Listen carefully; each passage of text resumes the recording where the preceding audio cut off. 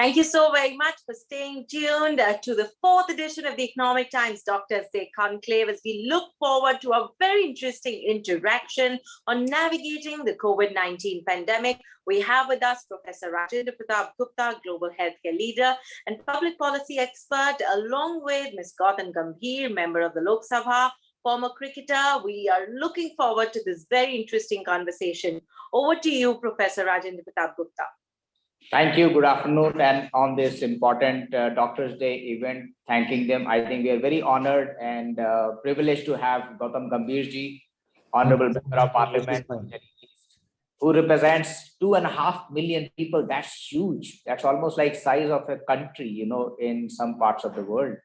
And in your earlier avatar, you batted for India, brought laurels to the game, to the country. And during these trying times, you stood tall among other parliamentarians, being on the ground, getting smiles to people, helping them, saving lives. So it's a great honor and a privilege for us to interact and learn from you how it was. It was not an easy time for anyone in India or any part of the world. So what was the thing that came in when you saw this, and what did you do? Did you gather a team, or what did you do? Tell us something about how it came along. What did you do? See, first of all, I haven't done anything what I was not supposed to do, not only as a politician, but as a human. See, you're a politician, you're a human first and a politician later, or X, Y, Z. And again, I have to thank all the doctors, because I've always believed in one thing, that the real heroes, this country need real heroes. And the real heroes were people in the defense forces, Army, Navy, and Air Force. And I can proudly say today that we have to include another section of society, that are the doctors and the nurses, who have worked tirelessly for us during this pandemic since last 1.5 years. So they are the real heroes. And this country have seen the dedication and everything and the sacrifices these doctors, nurses, everyone has made. So I have to really thank them from the bottom of my heart. And again, when you talk about me, again, I don't like too much talking about my own self, because for me, I think humanity was the most important thing, which all of us needs to show during these times by helping each other.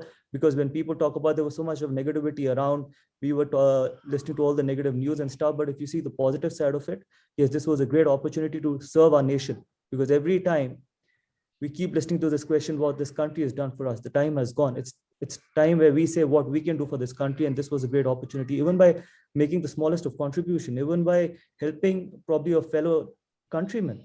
So again, yes, it was tough. That period was tough. But then again, when the chips are down, that is where you got to get probably your humanitarian ground going forward. So Gautam ji, this interaction is more important given the context that we are still not out of the woods and there is always a fear of the third wave. What you did could be a lesson for other public representatives to also, do their bit, and how you went along. So are there any lessons that you learned? Are there any unique things that happened during that, or a success you would like to share that could help others, to also do to their populations and the people they represent? See, I might get criticized if I answer this, because I'm a very strong believer in one thing.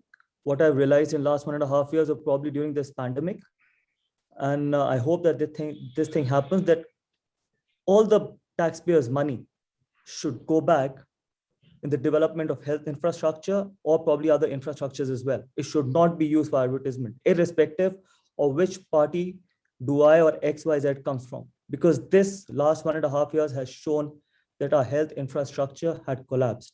So it's time where people need to realize, all of us need to realize, I'm a politician as well, I'm a MP as well, but one thing I would definitely want to see is probably the money, the people that earn their hard-earned money should go back to their own facility, whether we include the health infrastructure in that, whether we include other infrastructures.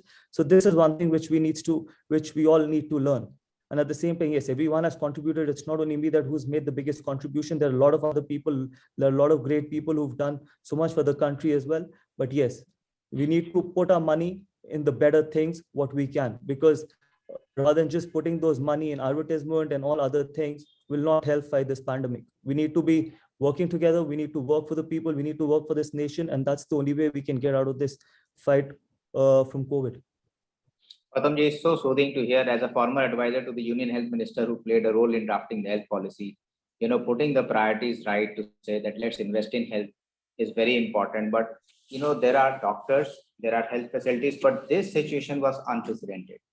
The scale of the problem any amount of health facilities that were made with the ratios, that is one bed to 100 people. But this was like unprecedented. More than that, people at the smallest thing also went to health facilities. Everyone feared, I may have COVID. In that situation, did your being a public figure earlier in the avatar of being a cricketer also help people, to get a message when you told them, don't worry, don't panic, we are here with you? Did it help them to, calm them, not rush and create load on the existing system?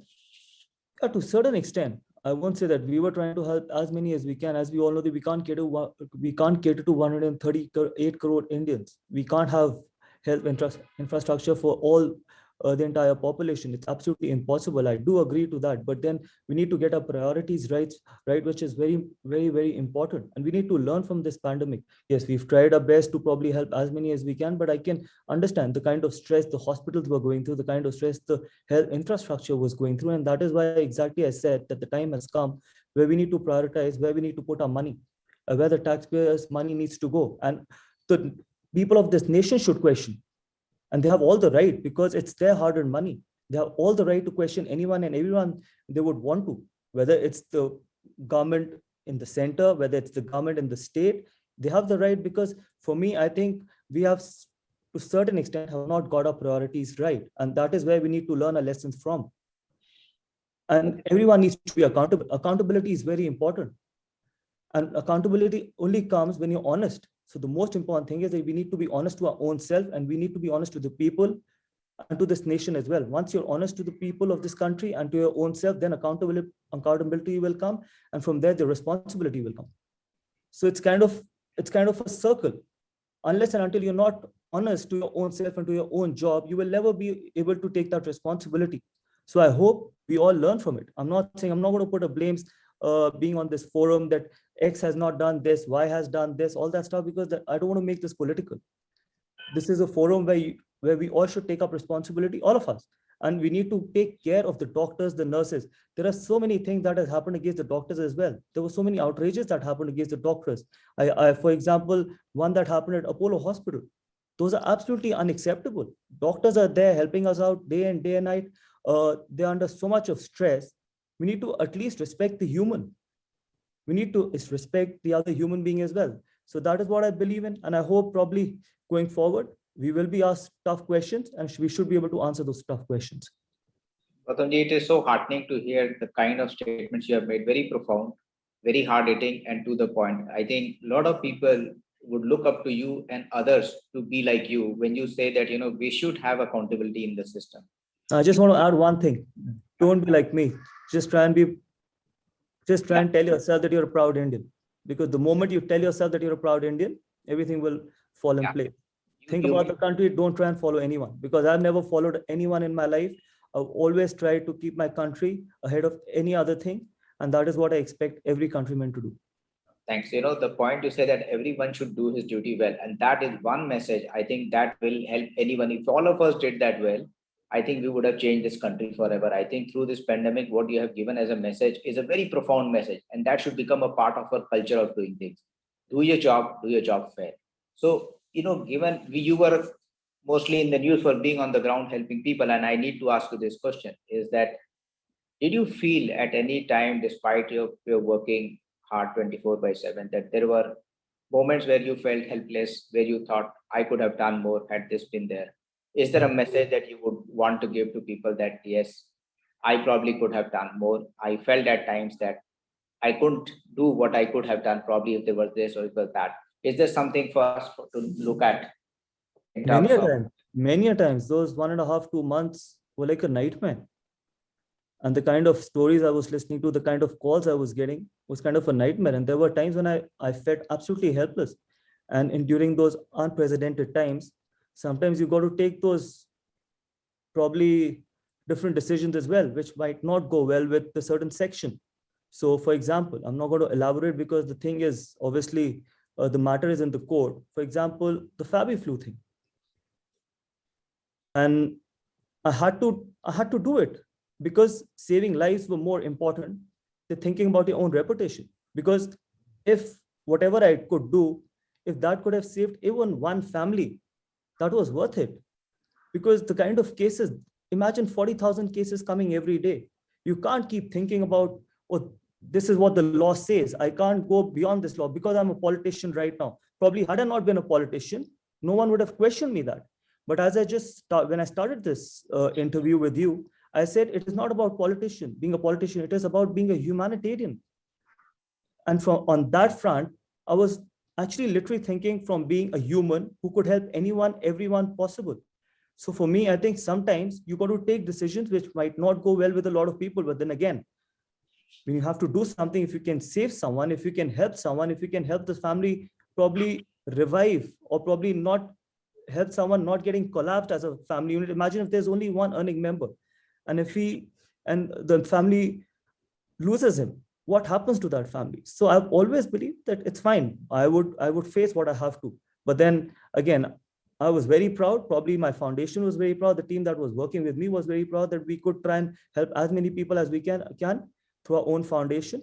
And whatever happens in the future, absolutely happy to accept that.